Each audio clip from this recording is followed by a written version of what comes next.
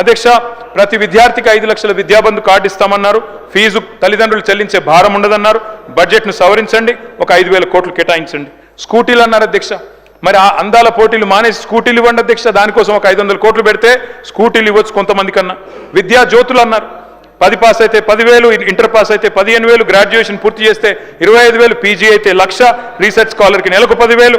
అదేవిధంగా ఇంకా చాలా చెప్పారు అధ్యక్ష. 1000 కోట్లు దయచేసి బడ్జెట్ను రీఅప్రోప్రియేట్ చేసి వారికి కేటాయించాలని చెప్పి నేను కోరుతా ఉన్నా అధ్యక్ష. అధ్యక్ష, 2 లక్షల ఉద్యోగాల గురించి ముఖ్యమంత్రి గారు చెప్పారు అధ్యక్ష. వారు ఇచ్చింది కేవలం 11,000 ఉద్యోగాలు అధ్యక్ష.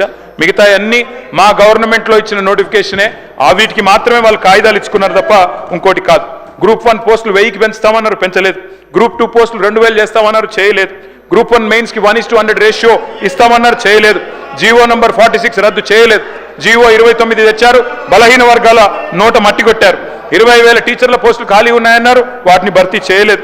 కేవలం 11,000 ఉద్యోగాలు మాత్రమే చేశారు అధ్యక్ష. అధ్యక్ష, గిగ్ వర్కర్స్ అని ఉంటారు. మనం స్విగ్గీ, జొమాటో ఇవన్నీ ఆర్డర్ చేస్తూ ఉంటాం.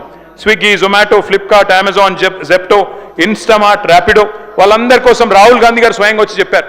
గిగ్ వర్కర్స్ బోర్డు పెడతామన్నారు. పెట్టండి, డబ్బులు కేటాయించండి, వాళ్ళకు ఒక 500 కోట్లు కేటాయించండి.